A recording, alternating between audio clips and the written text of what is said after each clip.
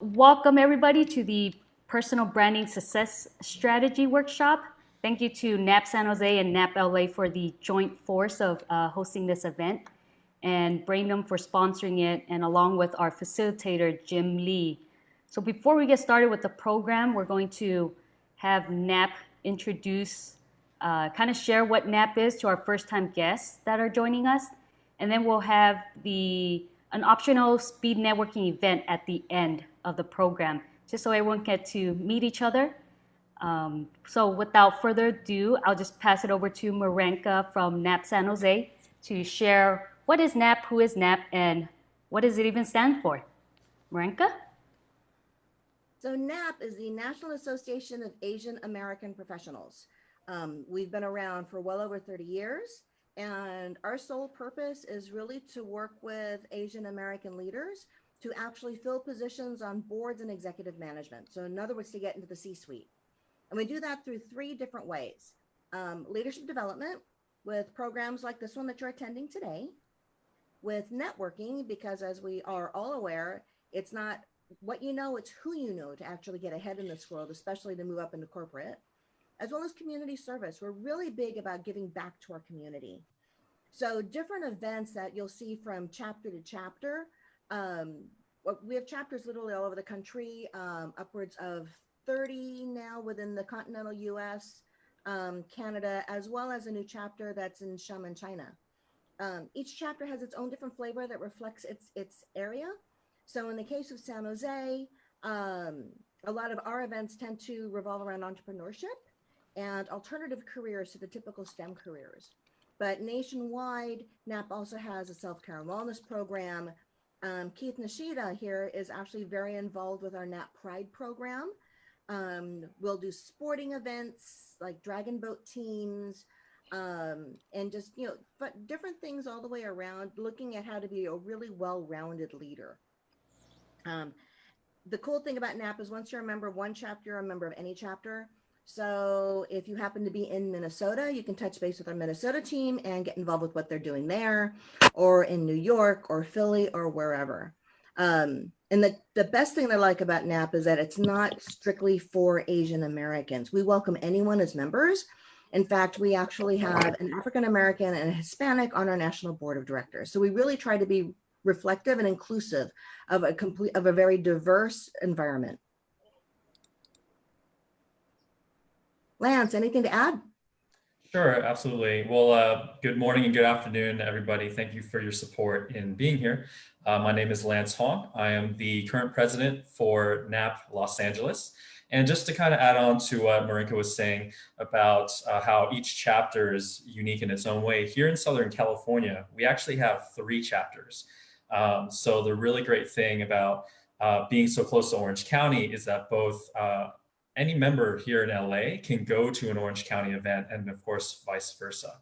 And so here in LA, we really love to focus on professional development, whereas Orange County, they're very heavy in the community service side. And of course, both chapters will do a little bit of both, but depending on the leadership, you'll notice that our events here in LA definitely do lean more on the professional development side. So if you have more questions about learning more about NAAAP LA or even NAAAP Orange County, feel free to reach out to me, or we can talk about it during the networking session following the presentation. So with that, I get the pleasure of introducing our presenter for today. So Jim Lee is a highly sought after consultant with Giant Worldwide. They're a leading company that offers practical and effective tools focused on personal and professional leadership. Jim's been a catalyst for organizational growth of companies such as Google, Experian, and Dropbox, just to name a few. He's also a huge contributor as a member of the NAAAP community. He's facilitating the NAAAP cohort program, which is now in its 3rd cohort. So if you're interested in learning more about the cohort program, I'm happy to answer your questions after the event. So feel free to get in touch with me. I already see couple people adding me on Facebook, so happy to connect and talk more about that. So without further ado, I'd like to hand it over to Jim Lee. Thanks, Lance. Really great to be here. Appreciate it. NAAAP LA has been really one of the things that I felt like fit with my own personal brand. And even Giant, the organization that I'm a consultant with, fits with my brand. And with all that, I have my own brand, which we call Bespoke. And what Bespoke is, it's really for us as a way to understand what is it that kind of drives us together and how can we all get together and be on the same page. So one of the things that you can see for myself is I believe that everybody's voice needs to be heard. I think the Asian American voice is especially one that is close to my heart that tends to be ignored a lot.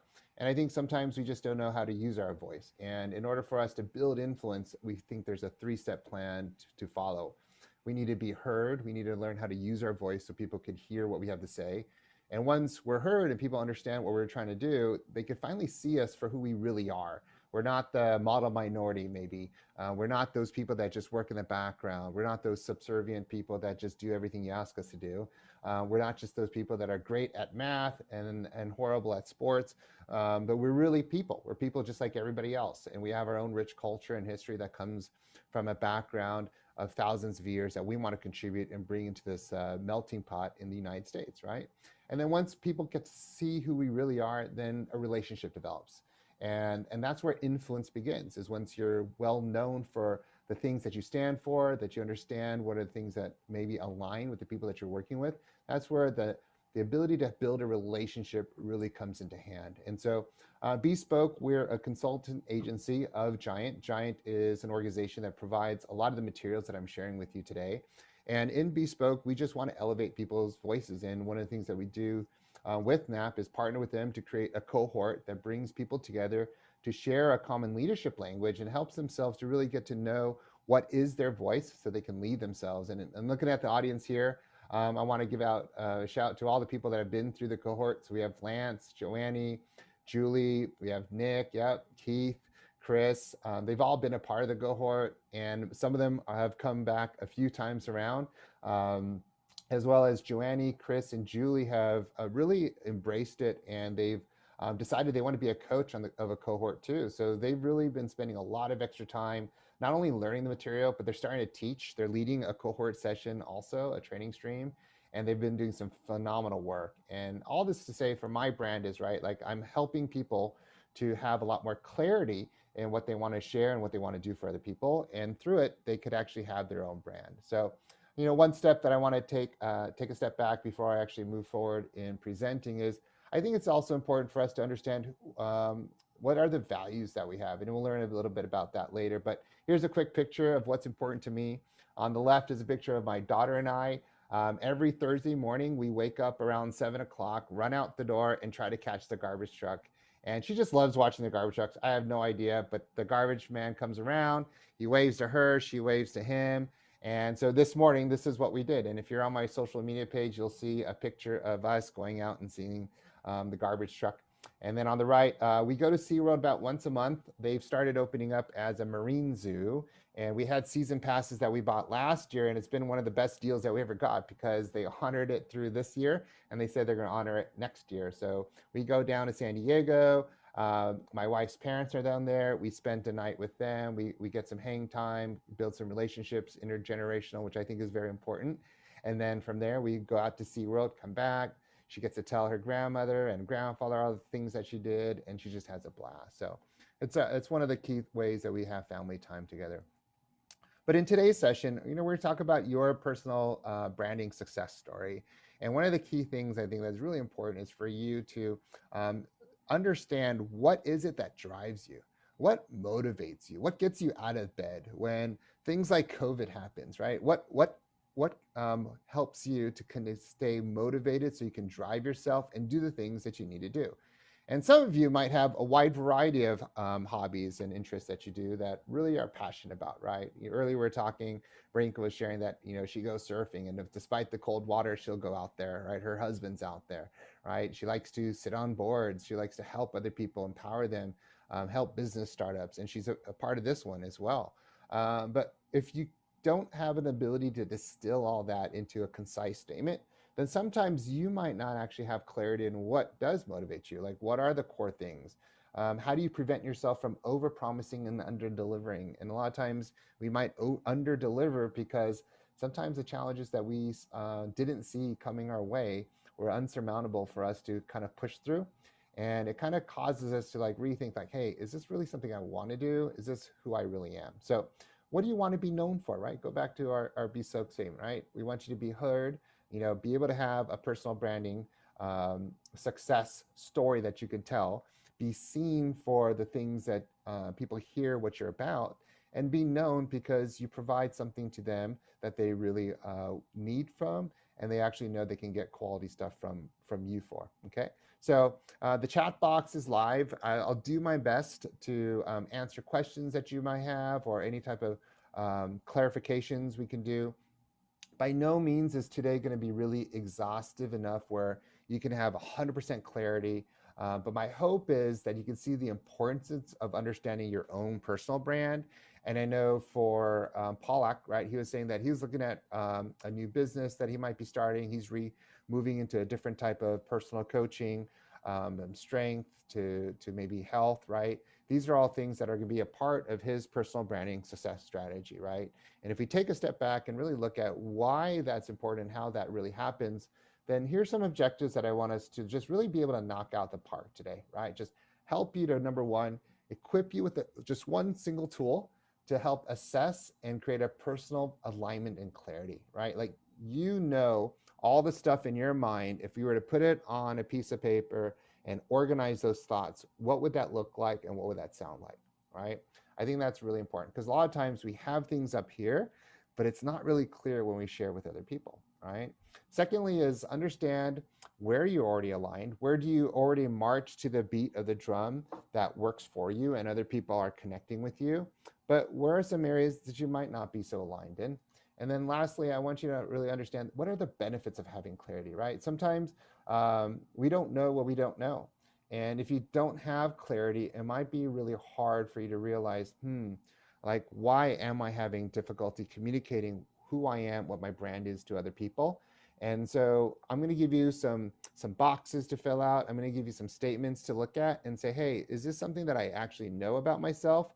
Or have I really had a chance to think this through so I can communicate it to other people? Okay, so let's go get it started and just have some clarity in what we're going to talk about when we mean having alignment within yourself, right? So I'm going to pick on a few people. If your camera's on, you're fair game, but I appreciate it.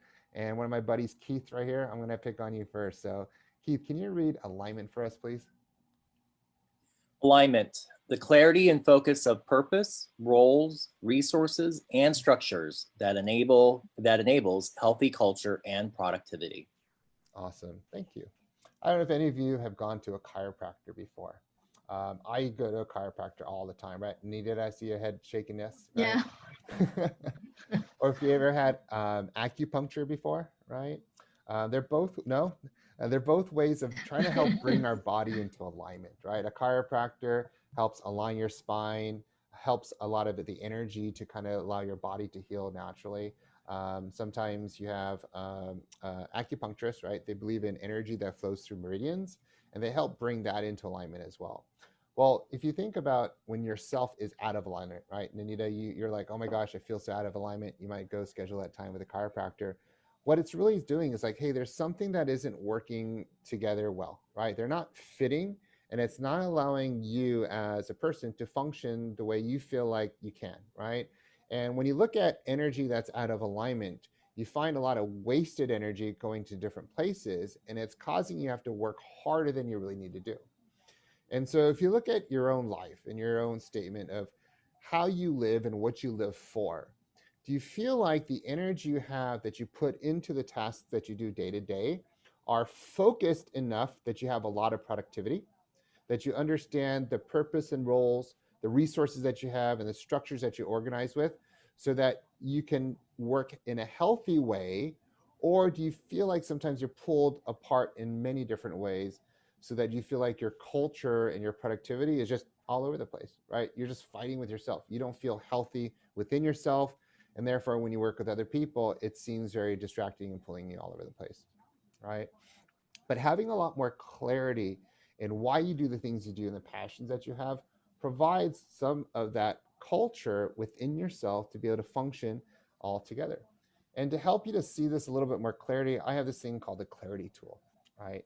And what this clarity tools is, it's a structure that I want you to see if you can take all the things that are in your mind and place it somewhere on this tool, okay? For today, I really want to focus on the top three.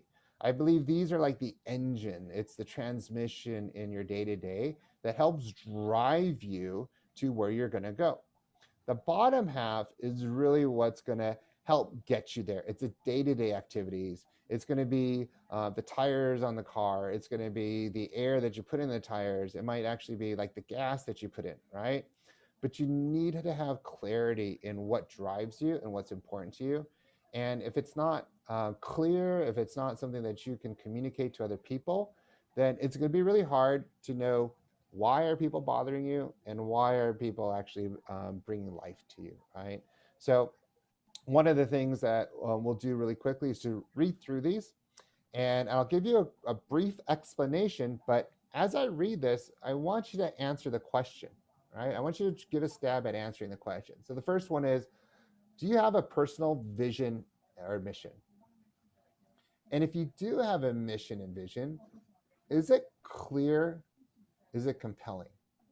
And what I mean by that is, if there is something that you have to do, and it's something that you want to see happen, and that's part of your vision, then despite whatever the weather feels like today, despite the amount of work that you have to do, it's going to help you through those challenges because it's so compelling and it's so clear for you to be able to say, yes, I'm going to do this, or no, I'm not going to do that today, right? And that's important for you, right? Because the people that are going to observe you is going to be able to see, like, is this something that I will do or something that I won't do, and people should bother you or should not bother you, right? Like, so we were talking earlier about Keith, right? He's the D&I guru, and especially when it comes to NAAAP Pride, he's got a lot of experience there, right? So I know that's a part of his brand. It's who he is. And if I was to say, hey, Keith, like, this is a little hard, you know, we're in a pandemic. I don't have a lot of resources available to bring everybody to make it easy for you, but here we have a need in our organization that we just are blind to some of the diversity issues that come into place. People don't know how to include other people. Keith is like ready to just, you know, raise his hand and say, sign me up, because despite all that stuff, we know he is very clear on that's what he wants, and that's compelling for him to engage, right? And, you know, I love his virtual background, right? It just has that right there, right? That's his brand, right? Awesome. Next is your personal values. And sometimes our values help shape your vision and mission, right? It might be for animals, it might be for people, it might be for diversity, it might be for just your passion for cars, it might be for a hobby that you have, right? Those values, the things that are important to you, is what might drive that vision and mission. But we feel like the values are going to be a way that those mission and vision is going to be played out, right? Because even though I want to win when it comes to diversity and inclusion, even though I want to win when it comes to having the best daughter on the block, like, I'm not going to break certain rules. There's a certain character, there's a certain integrity that I'm going to do. And so those values that you're going to live by and die by, right? Do you know what they are? And do you live by it? Is it consistent, right? So if you feel like one of the things that are important to you is having respect, right? Respecting for all different type of people that are out there, right? And in order for you to get a little ahead in your vision and mission, it's going to cause you to have to disparage maybe some other different cultures around you. Well, yeah, it's going to put you ahead, but realistically, people might be like, wow, this person, like, it just didn't seem aligned. If his vision and mission is this, but he's doing it in this way, I don't know if that's going to be working out, right? So those are some of the things that are going to be important. Like Pollock, I don't know exactly a lot about strength coaching, but I used to do a little bit of lifting when I was in high school. And for me, like, it was very important for me to be strong and healthy so I could play sports, right? I was a little undersized compared to my peers. But I also knew my vision and mission of being as strong as I can in high school, it came through the values of doing it in a healthy way. Like I didn't take steroids. I didn't take a lot of like artificial enhancements because it was one of those things that I wanted to be healthy, not just so I could win a championship, but I also wanted to be healthy for my own body to perform well, right? So that's why values, they really help shape how you're going to get to that vision and mission. And it's going to be the core purpose of why you do the things you do, right? So now you can see what you're oozing out of yourself is really going to provide not only personal clarity for yourself, but clarity on who you are as a person for the people that engage with you and interact with you, right? And a lot of times you'll see these on people's websites, right? They'll have like, here's our mission, here's our vision. I work with Movember, right? Their mission is to help prevent young men from dying, right? And their vision is to reduce the amount of people that die from testicular, prostate, or mental health issues, right? But their values, one of their core values is having fun, right? So like, we're not going to enslave our employees to help save people's lives, because then that's one of the things that they realize, like, hey, we want to find a way that's engaging for people to do it, not necessarily have to do it in a way that just is really a tough job and we have to just suck it up and do, right? Now, the third one, when it comes to personal leadership, it's understanding really all the different roles that you have. So as you're living your personal vision and mission, like this is you as an identity and who you are your roles and responsibilities clear? And there's this thing called in every circle, and we'll kind of go through that a little bit more in depth later. But what we're saying is that as you're living out this mission and vision, there are other people that you have a relationship with or that are engaged with what you do. And if you're not really clear, right, with what that is, let me give you a little diagram here to show you. We call this your 5 circles of influence. That you should have personal clarity for yourself. You should have personal clarity with who you are in your family. It should align with the people that you work with, your organization, maybe the company that you work for, and the community that you live in. And I'll give you a pretty clear example of what this looks like for me. But for now, I just want you to be mindful of all the different hats that you wear, right? And they should be consistent, because if they're not consistent, you're going to have to take off hats often, right? It's not going to be a quick switcheroo of just, adjusting the rim so that your perception's a little bit better, more far-sighted for your community and more nearsighted for the people that you work with more closely. But you're going to have to change like a hat from a straw hat to a sombrero to a cowboy hat to like different kind of hats out there, right? And the more you do that, the harder it's going to be. It's going to be tiring, right? But if you have consistency in there, it's going to be a lot easier. But in those different roles that you have, you should be able to play out your mission and vision and values consistently through that. So for me, what that looks like is I got to lead myself, right? I got to lead myself in those vision. I got to lead myself in that mission. I got to use those values to help me in the role of leading myself. The next one is I have a role as a husband. I have a role as a father, right? That's a leadership title that I have, that I got to have consistency. Like, I don't want to be saying, hey, here's my brand. I'm about, allowing everybody's voice to be heard. I'm about allowing for equity to happen. But you know what? I don't give equity to my wife, or I don't give equity or allow my daughter's voice to be heard. Like, that's a disconnect right there, right? That's something that's not going to work. And if people see that, it's going to be really hard for people to really understand my personal brand, right? Then there's people that I work with and my team. So, within Bespoke, my co-founder and I, Abraham, we have consistency there in the vision and mission that we have for Bespoke and how we're going to do that.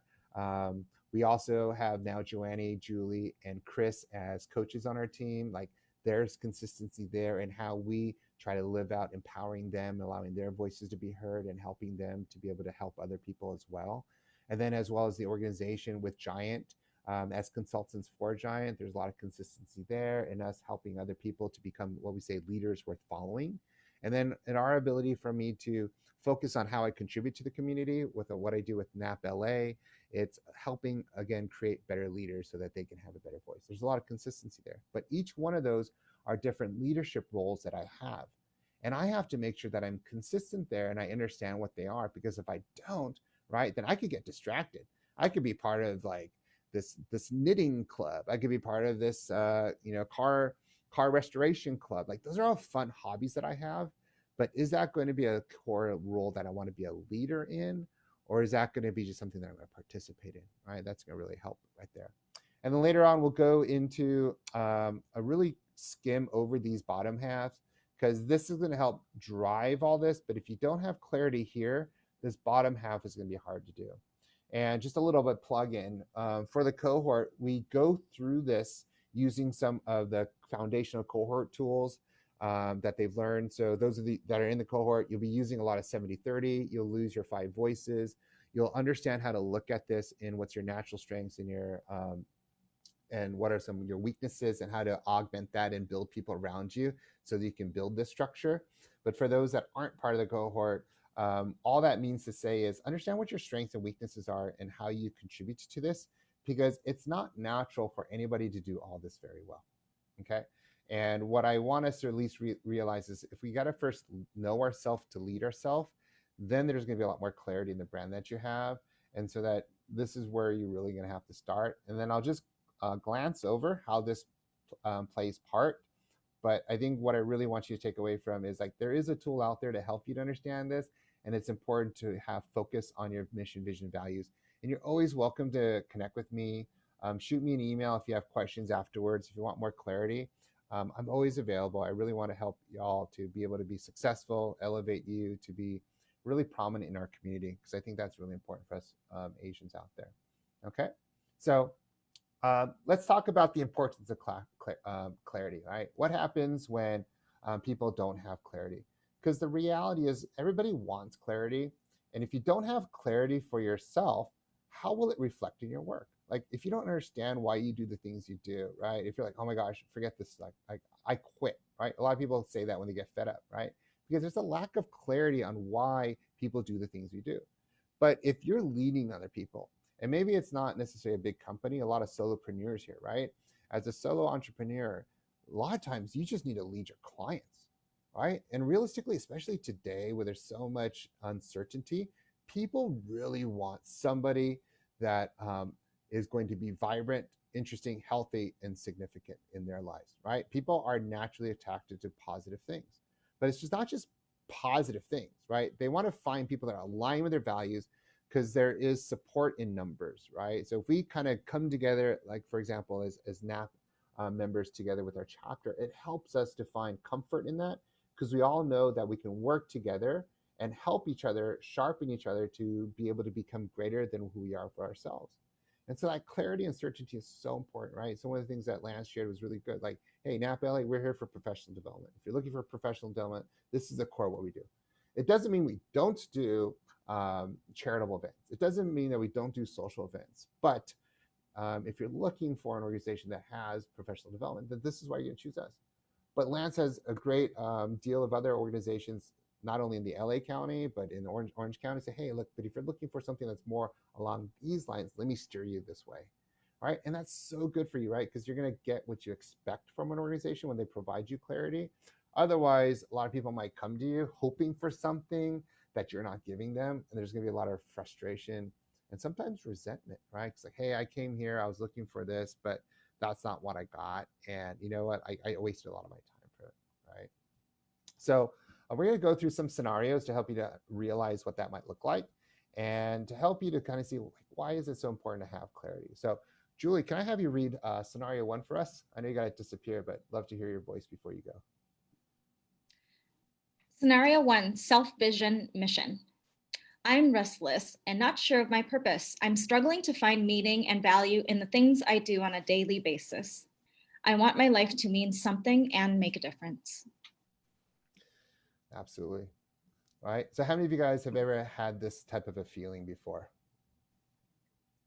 Sometimes like sometimes I feel like I'm lost. I once got laid off and I was like, man, I don't even know if like this is the job I want to do. Like, am I supposed to be in this industry? I thought I was supposed to be the world's best telecom engineer. I guess I'm not, right? Like that was me mentally in the wrong space, but like not having clarity in my own vision and mission, that could kind of lead to that, right? Chris, can I have you read scenario 2 for us, please? Sure. The values of the organization I work in do not match my personal values at all. It's wearing on me working on things every day that I don't value or agree with.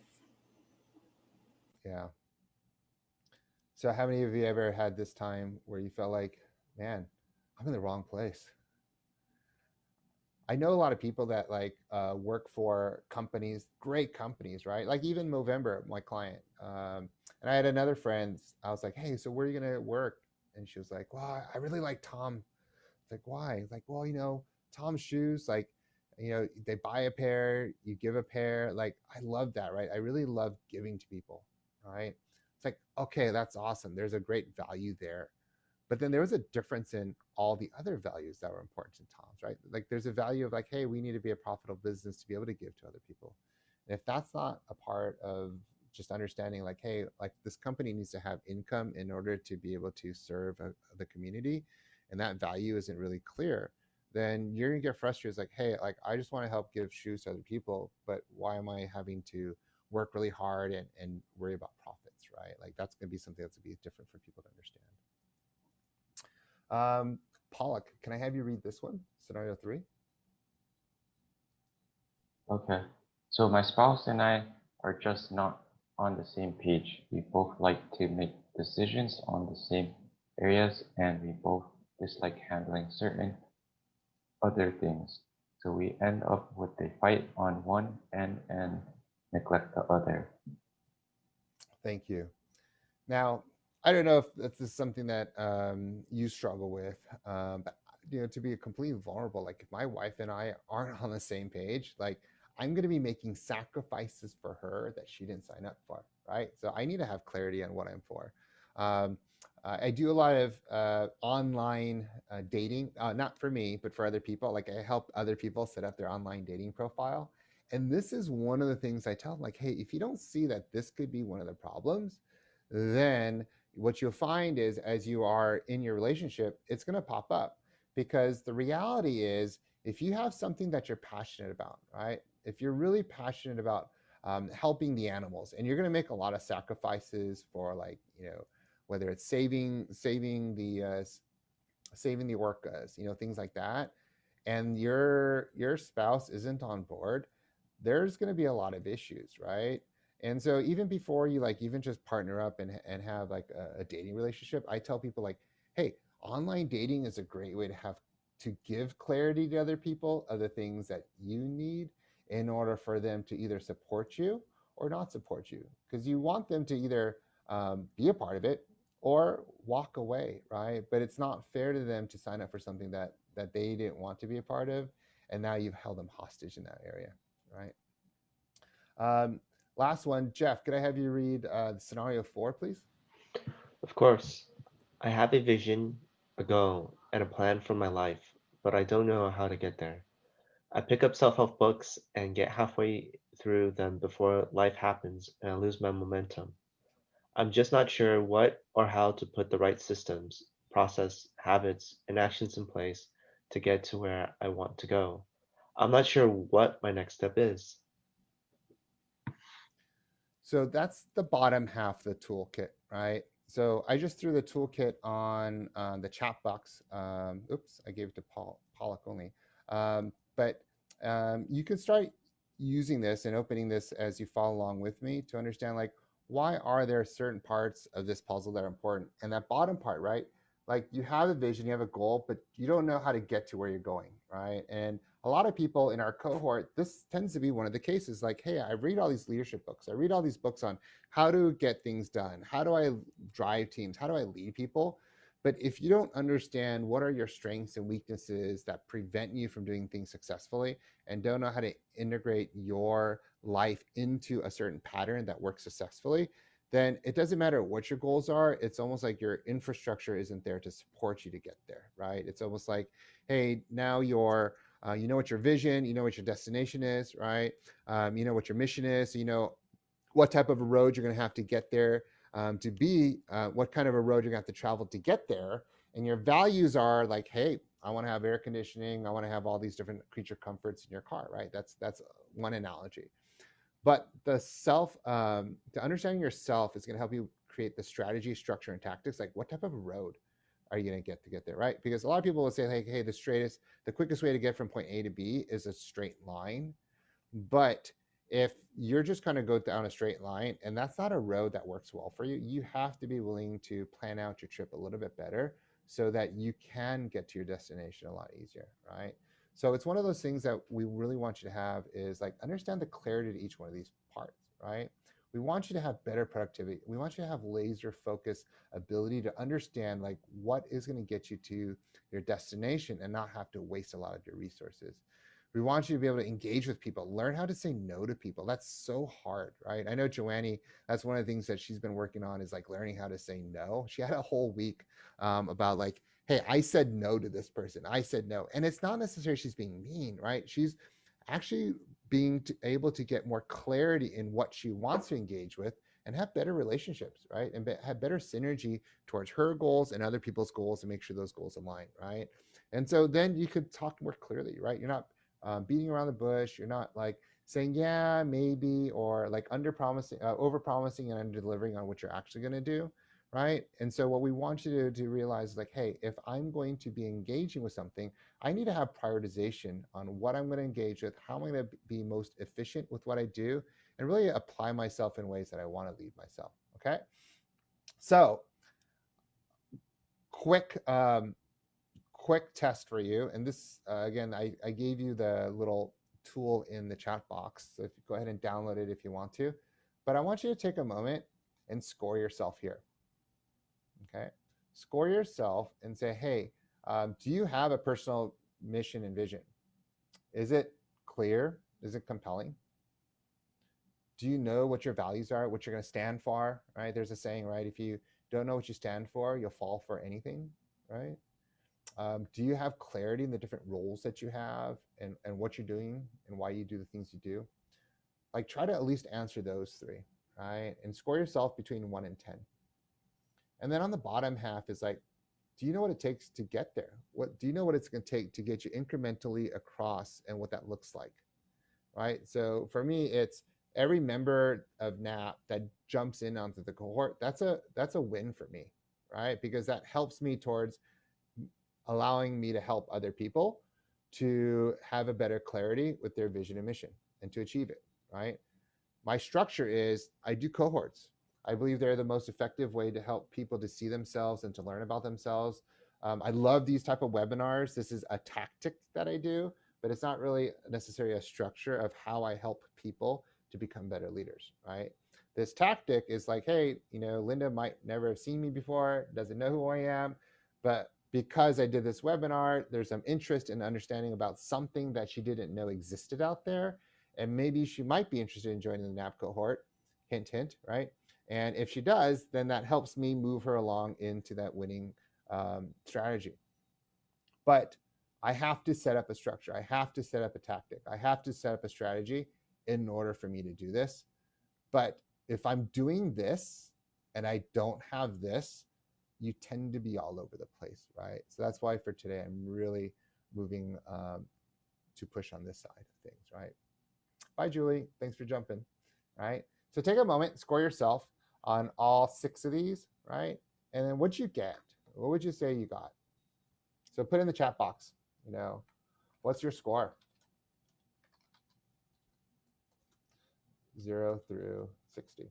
And there's no like shame in this, right? It's just like, hey, do you have awareness? Are you aware of where you might need some clarity and where you don't have clarity? And to allow yourself to really understand like, what can you do? Okay. So if you give you guys a little bit of time.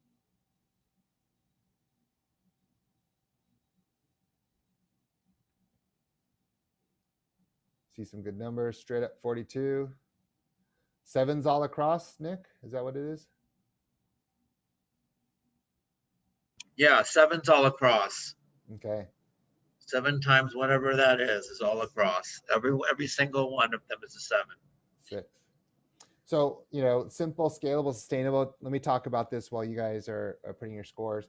When you do your day-to-day activities, if you don't have laser focus, it's really hard for you to consolidate the work that you do so that you're not doing things like 20 different times, right? So, because as you grow your business, as you grow yourself, you need to be able to make it so that you can do it over and over again. As you get, client number 2, client number 3, client number 4, you don't want to always reinvent the wheel, right? Now, if you don't have clarity in your mission and vision, what happens is you're almost like running a different business for every client that you have. And sometimes what I find is some people are too scared of losing business. And what they do is they scatter themselves out really thin. But the reality, what they do is they end up losing a lot more business because you no longer become a specialist for anything that people can see what they're clear for. Now, you could have a lot of different tactics or a lot of different structures that you are allowing people with different goals to be able to get there, but that should be really clear at some point that you're bringing them together towards that singular mission and vision that we have. So for me at Bespoke, things that we do at the NAAAP cohort is we really want to help other Asians to be able to be heard, right? We want to elevate the amount of representation that we get in the executive level, right? Well, that structure is the NAAAP cohort. We use the NAAAP cohort as a way that I don't have to do coaching for like 20 different people all at different times that works from their schedule, right? It works really easily for 1 or 2 people, but it doesn't scale really well, right? So we created the cohort as a way that we can bring people together, and it's something that we can do as we scale. And it's simple enough. We made it really easy for people to attend.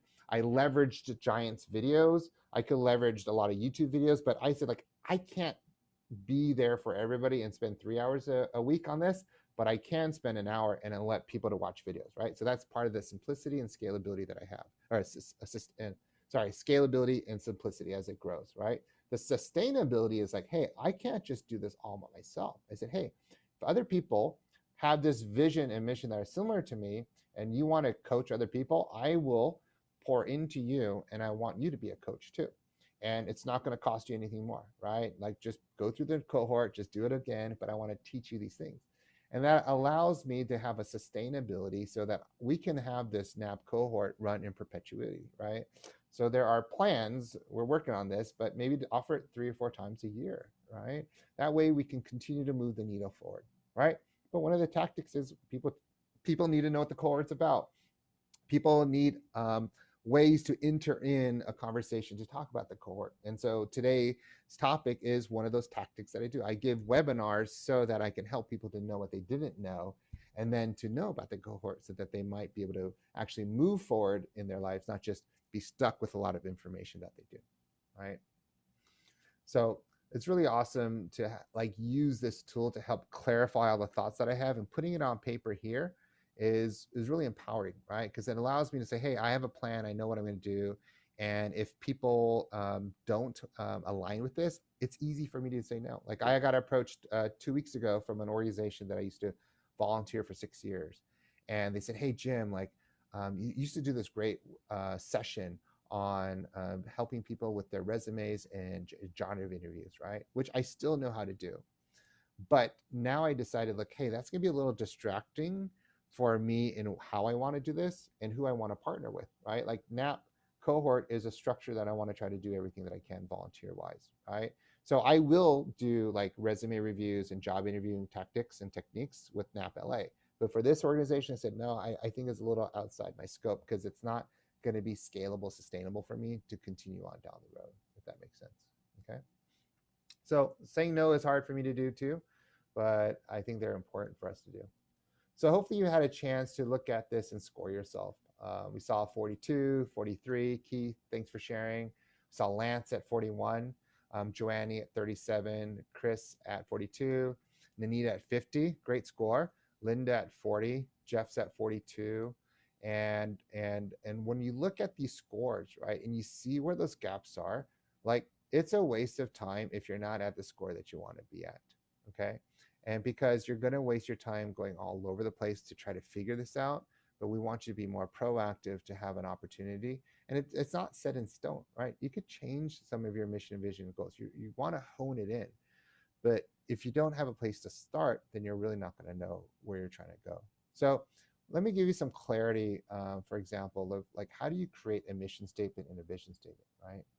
Your vision statement, really short, is like, what's it look like when you get there, right? What's the picture of that ideal future? And your mission statement is going to be, what are you charged to do in order to achieve the vision, right? So if I want to use a really arcane military type of an example, that would look like, hey, if the vision is we want freedom everywhere, right? The mission is going to be like to eliminate all threats of freedom, right? I mean, that's basically what we hear on the news all the time, right? So it justifies some of the things that we do, but there's values in how we achieve that, right? And that's where the politics starts coming into play. But the reality is, one of the things that America stands for is like having freedom, and the mission is to make sure that we are able to have laws and things that help us so that we can create that vision of people living free, right? And so as we look at this vision and mission, what does that picture look like for you? And what are the things that you're going to do in order for you to have that happen, right? So here's a quick slide to gloss over. Like, what's the difference between the two? Well, again, visions are, what do we want to see in that future, right? What are we always striving for? We might not ever get there, but it's something that's worth for you to strive. And the mission statement is like, what is our charge to get there? Like, what are we going to do to help us get there? Like, for me, my mission statement is really going to be like, hey, I want there to be a lot of people that are leading themselves. That's one of my mission statements. And you'll see specific examples in every circle of what my mission statement is. But for, in general, people, like, I want people to know themselves so they can lead themselves. That's one of the things, my mission. And when people get to know themselves, I think we're gonna have better relationships. People are gonna be able to take care of themselves better. Like, these are all byproducts that are gonna help me to get to that vision that I want to do. Right. So let me share with you my examples of what I have in my vision statement and my mission statement, and hopefully that will help you to like shore up some of yours. I think vision is one of those things, if you can say it simpler, sometimes it's easier, right? It might sound very broad, but that's where I'm trying to hit my destination, right? For me, I have a vision to see a world that sees health more important than wealth, right? Health in a lot of ways. I think it's relational health, physical health, emotional health, mental health, right? I think those are all important, more important than wealth, because I see so many people like trying to chase money and finances as a way, and they sacrifice mental health, emotional health, relational health, like all these things, right? And so I think that's a really detriment to our society. And so I want people to see how important health is. And knowing yourself is one of those ways to have better health, because you realize either physically, like, oh my gosh, my blood panel scores are horrible, right? Like, if I know myself better, like from the blood level to like my personality tendencies, to things that energize me, to things that drain me, how I like to grow, how I like to work out, all those things are going to contribute towards having better health. And I'm going to feel so much more energized about that than maybe money would feel like in my pocket, maybe. Okay. So that is my vision statement. My mission statement, like how I'm going to achieve that vision, is these 5 different ways. Now, I kind of would probably overachieved, and don't let this be daunting. Just pick one for now if you don't have one. But these are the ways, like my mission statement, with the different leader hats that I wear. Like for myself, I need to fight for myself. Like, I need to make sure that I'm managing myself so that I'm living in balance. And in the cohort, you learn this thing called 70-30, right? Jeff's a master at 70-30, right? It's all about understanding what are the things that makes me energized and what are the things that drain me. I want to manage it so that I'm constantly living in 70% of my time. I feel like I'm energized, but allowing myself to grow and not be so scared to feel challenged. Because if you don't have that balance and you don't have some type of a scale that you want to measure yourself in, if you don't know how to use 70-30, then you're like, hey, like that's draining to me. And I don't know if I want to say yes or no to it. And well, there's a lack of clarity there. Like, I don't know what challenges you're willing to go through, because you don't know what drains you and what energizes you. And you don't even have like a tolerance level that you can do. But so for me, like in order to lead myself, I need to fight for the things that are going to help me to be healthy.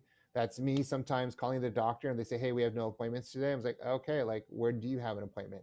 Sometimes not taking no for an answer. If they push back on things that I feel like are important to me, it's like, no, I think I need an x-ray. Like, I think that'd be really important to me, right? They call that patient's rights, by the way. You have it. Asian Americans, we're not really good at fighting for our rights. I feel like, right? We have that quiet, submissive voice tendency, right? I remember actually one time my appendix was inflamed. I knew I needed to get an appendectomy. So on the way to the hospital, I told my wife, hey, I know all the surgeons here because I used to work in the OR. And there's this one doctor, Dr. Marcus. Anybody but him can operate on me. And guess what? I go there, they do all the tests. Yep, you need an appendectomy. We already called a surgeon for you. I was like, awesome. Who's a surgeon? They're like, Dr. Marcus. And I said, you know what? I'm so sorry, but can you get anybody else but Dr. Marcus? I prefer Dr. Hirsch Smith or Choi, but anyone but Dr. Marcus. And the nurse is like, well, we already got him. He's on his way. It'll be fine. It's like, no, I would rather have Dr. Smith, Hurst, or Choi. And then the nurse next to me is like, have you ever heard of patients' rights before? Like, you heard the man, he doesn't want Dr. Marcus, right? But that's me fighting for my own possible highest good. Like, I don't want to marginalize my comfort and my future for somebody else's present comfort and for their future, right? So that's leading myself, right? Because then when I'm healthy and I'm happy, then I could lead my family, right? And then for me, it's like, I want to be that man of integrity that my wife and my daughter want me to be their daughter, they want or father, they want me to be their spouse. And then I can be strong enough that they could stand on my shoulders. That's an image that I give. Like, my mission is to be someone worthy enough for my family to stand on my shoulders. For my Oregon team is to help build leaders with following that they're going to perpetuate and help me in that cause to help other people to be healthy. And then in my communities, to build communities of influence around the people instead of infrastructure. I see that where I live in Santa Clarita. It's a suburb, and I see so many people, neighbors, like fight over like, you're parking your car in front of my house. I'm like, dude, it's a public space. It's okay. Like, why don't you go and try to get to know the person and build a relationship, not squabble over like 8 feet of space in front of your house, right? And I think also for my community at NAAAP, I think it's important for us as Asian Americans to be more influential instead of caring about like how big our house is. I think it's an interesting dynamic. I'll poke fun of my own Korean American community. We own a condo in Koreatown, right? And I know my tenants, they have cars where their mortgages cost more than their rent. I kid you not, right? And these people like live life. They're not happy. They could barely control themselves. I get complaints from neighbors all the time that they're too loud, right? And that they have no influence, right? But they care more about the stuff around them than they care about themselves. And I think that's very unhealthy, right? So these are all mission statements that I created for myself around these type of circles. And my challenge to you would to see if you could do the same, okay? And the last one that I'm going to really go into deep is like these values, right? What are those things that you're going to use? These are like the tools that you'll use to help shape it. They're always available. But if you don't use these tools, then you might not touch it, right? You want to make sure that you have clarity in understanding what are those things that you're not going to surpass and what are the things that you always want to bring in, right? Sometimes it's about wisdom. Like, hey, I want to use wisdom. Like, I really want to help create deep truths that empower other people. I always want people to have hope. Like, hey, can you see these things that I see in you? Like, you're so worth my time because I see these things for you and I think it'll work out. Like, it's okay, right? And really help encourage people to continue to take the extra step, even despite dark times. Because I think there is a vision, there is a mission that you have, but until you see what you're willing to fight for, it might not be clear yet, right? And these are the things that I want to empower people for.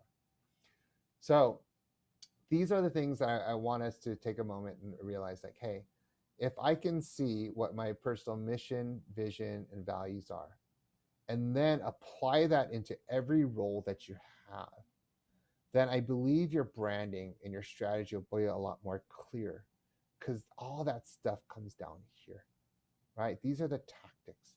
These are the things that you're going to stand for. Like when you create your marketing flyer, it'll be very consistent because you understand what this is that's going to drive the activity that you have, right? And as you understand like what you're going to have to do to create a structure, like some people don't realize your job in your career should really just be a structure towards that mission and vision. And sometimes people realize that too late. Like, hey, like I want to like be the best, gymnast ever, right? But you work at a rock climbing gym, and even though like it's going to help you to be fit, it's not directly as in line.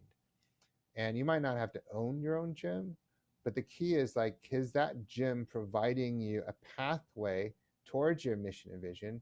Because if it's not, then you know what? Maybe that's not where you want to be.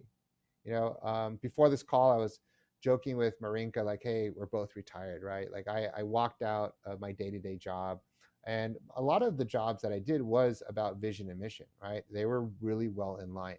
But what I realized is like that the best part of my job was being able to coach and mentor my employees. And so when I realized like, hey, like I don't have to do that as a job. I don't have to do 80% of all this other stuff just so I get that 20% time with my employees. I said, hey, what if I were to do that full time? So that's how I kind of got into coaching where I am. Say, hey, I'm going to retire from the work. And I feel like if my day-to-day life allows me to do the things that are my best, like I don't feel like I'm working, right?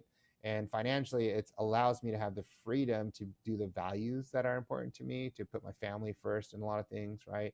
That I don't have to like skip out on things that are important. I get to spend quality time with people because I think that's important for the relational health that I have, right? So with that, I'm going to kind of wind down the presentation, give some time for some Q&A, but I hope that you had some clarity to understand why it's important to be able to understand what your mission and vision is, to be able to pull some values and see them through the filter of all the different responsibilities that you have. And those are the leadership hats that you wear. And love to answer any questions that you have. But in the meanwhile, love to, I think we have like, 5 minutes or so to be able to answer questions, Joanny. Does that sound okay?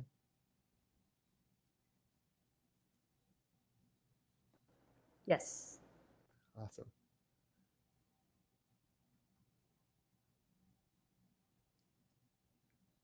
Any questions? And feel free, like, this is like great opportunity for you to get some free live coaching.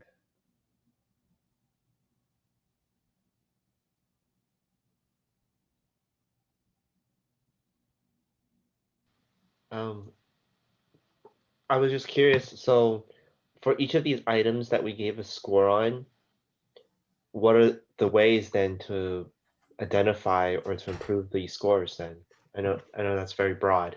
Yeah. Well, sometimes, this is where the subjective becomes objective, right? Like if you gave yourself a 7, like Nick did, and then some other things were a 6, like you can assess now, like, hey, am I happy with this score, or where do I have to put a little bit more of a clarity in, right? One of the things, Jeff, like this is almost like the peace index for your company or your personal brand is another way to look at it, right? Here's all the different components, score yourself. They're all factors that contribute to a personal brand or even your company, your organization, your company, like what you're trying to build. And if you don't have clarity in this, then you could kind of understand why am I kind of stuck in certain areas, like why I'm not able to move forward. And, there is no way like in 1 hour, I could teach this to you all. And in fact, we're doing like, 2.5 hour session, Joanny, October 30th for the cohort members, right? And even there, like it's not enough time to actually work this through. It's enough time to know it, but actually try it, failed, try again, fail, and get some coaching along the time. That's really what it's going to take to be successful in this. Hey, Jim, I have a question. For either vision or mission or personal values, if somebody were to give themselves a 10 for one of them, one or the other, like what does that kind of look like? Another broad question. Yeah. Typically up there, I say it's what compels you to wake up out of bed when you feel like you got hit by a truck. That's one thing. Like when you just feel like today is not the day, like what compels you to still get up, right? And basically it's what are the things that get you to do the things that you normally wouldn't do, right? So for me, it's like, I'll put my daughter as an example, right? Like she's so important to me, right? She's one of the leadership roles that I have as her father. It's one of those team values that I have, like, hey, it's important for me to help her to also live out this mission and vision, see why daddy works so hard and does the things that he does, and help her to see why it's so clear and compelling, right? And then when my that is why that influence time that I have with her is so important, that I would, even though like I went to bed like at 2 a.m. last night, woke up at 6:30 this morning, right? Like all that was worth it for me so that I could go out and see a garbage truck with her, right? Because my vision and mission of what that relationship looks like with her is so worth it that I will wake up, I'll go shower, I'll do all these things. I've got a full day. Like we have this webinar, I have a class at 1 o'clock for another hour and a half. And actually I'm teaching another class at 7 o'clock tonight, right? But that's all worth it, right? Because it actually gives me life, you know, rather than it's like, oh, I don't know, like, is it worth it? Is it clear, right? And I think sometimes you hear those stories of people that just walk out of their jobs like, I've had enough of this. I think sometimes those are people that their job might have been their vision and mission, but it really didn't see it as a structure towards something that they wanted to do. Hey, Jim, it's Marinka. Hi, Marinka. So just like a company building a strategic plan, they need to be really clear on what their vision and mission is. So with this concept of personal clarity, that's just as important. However, what I found is some people have a really hard time creating and building that vision and mission. Do you have any suggestions or tools on how to do so? Yeah, sometimes people think of the end in mind when they're creating the beginning, right? So for example, the passion of like hobbies. Like I have a friend, actually, she made this beautiful LA Dodgers mask, right? And it's one of those things that she's really good at, right? And she kind of started this as a passion project, but if she did it just to make masks, then, and she didn't have a vision and mission or values to it, like when she's tired, it'll fall apart, right? Like the quality won't be there. Her attention to detail won't be there, and the improvement on the product won't be there because there's nothing compelling her to do so. So one of the things that I talked to her is like, hey, what's your vision? Like, why do you do this? Like, you just had brain surgery. She had brain surgery. She had all these things, right? Like, you have all these challenges, but why are you doing this? Like, well, it's because like I really feel like there's a lot of people that are out there that aren't taking the coronavirus seriously. And maybe if I can make good quality masks that people want to wear, then it'll save other lives. Like, okay, that's your mission and vision, right? Like the mask is a vehicle for her to help other people to feel comfortable. That's her values, right? And her mission and vision was to get people to be more careful so that other people can save lives, right? So it's kind of understanding what was it that created that product. Sometimes, if Marinka, if that's what you're talking about, like what's a product or service that they did, it might have been a hobby. But if there's nothing that compels them for their vision and mission, I might tell them like that's not a business worth doing. Because like doing business is not easy, right?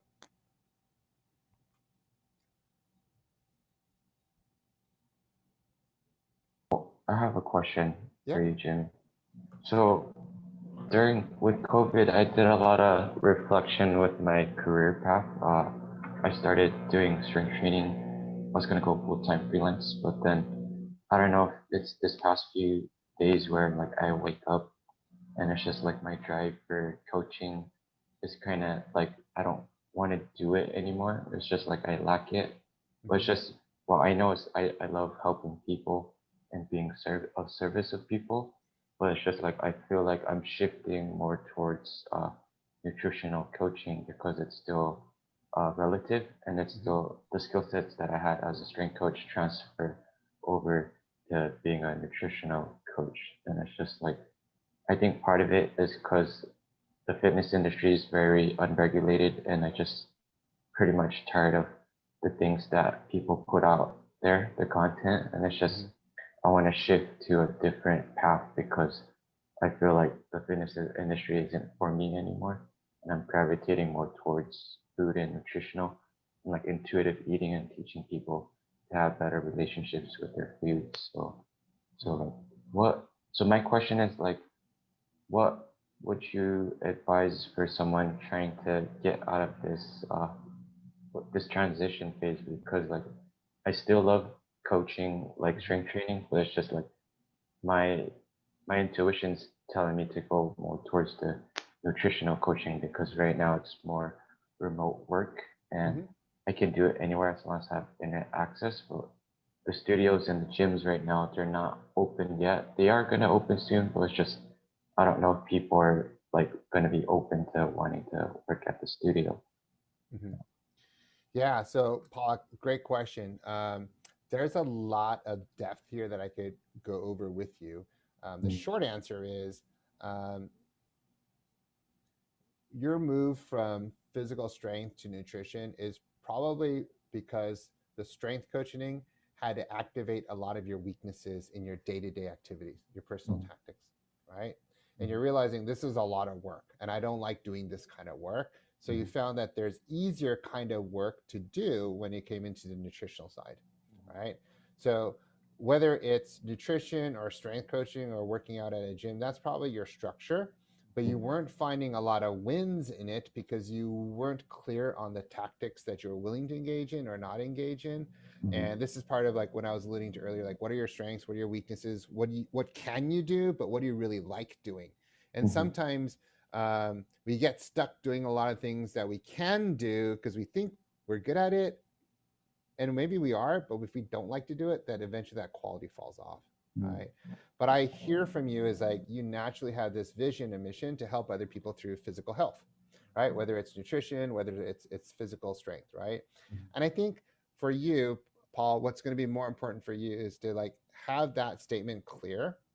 And how are you going to lead them, whether it's through nutrition or through strength? Like you can wear those two hats as well as they integrate well and you have a good business plan and a strategy on how to execute it. But if you don't have that clarity on your day-to-day activities and the programs that you can have people go through, and these are programs that are scalable for you, that you can have multiple clients come through, and your ability to actually take care of a lot of clients, like that's going to be important for you to be able to do. If not, you don't know what winning looks like. And you might actually have to take different tactics on in terms of what it's going to take to actually win. So like, it might be like, it's not about like getting clients to sign up with you. It might be the first thing is like getting people to know who you are, because you have to be heard. People have to hear who you are before they want to know who you are and what they're going to do, right? So take the be heard approach. Like, hey, like I got to build influence people. People got to hear who I am. I'm going to do. That's why people do like webinars. People do talks. You know, be seen. Start having videos that you might put on YouTube or something that helps people to understand what they're going to do, because you're more of in a position where those relationships, there's a lot of trust that are involved, and then people will get to know you and they want to engage in a contract with you. But there's a lot of little work things, like things that are administrative that you're gonna have to do to get there. And I have a feeling that's what's really holding you up, is like not being able to do your administrative stuff better. But if you join the cohort, it'll be a little bit more clear. I'll just say. Cool. Awesome. Joanny, I think I ran out of time, but what can I share next? Yeah, can you go towards the end? So we're wrapping up our program. We're gonna go over the upcoming events for both chapters and the joint event that's coming up. So I'm gonna have Marenka talk about the San Jose. I'm gonna put the registration link for all of these events in the chat room.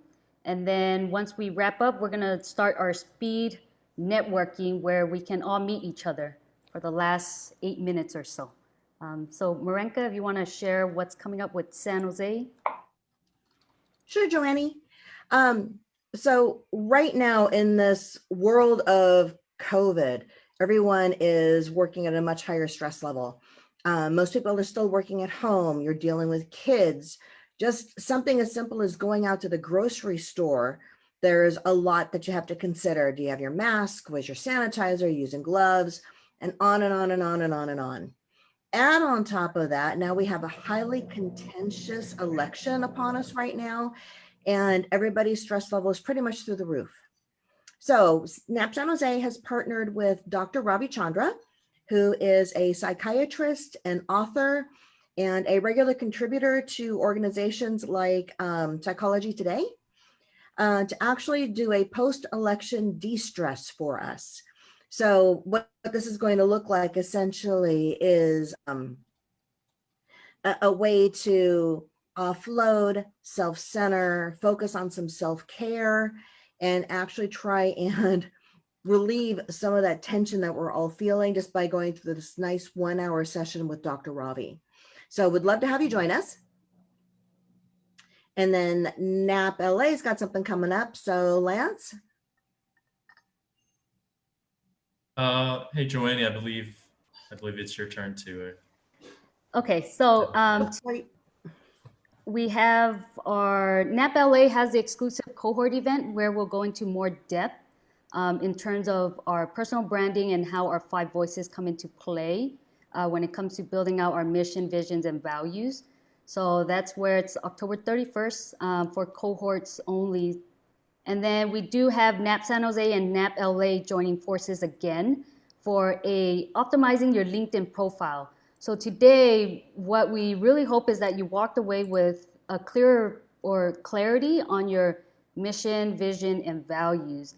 And then we'll go through the LinkedIn workshop step by step to see, is that being portrayed on your LinkedIn profile, since that's the popular vehicle for professionals, especially during this environment. So the registration for all of these events are in the chat box.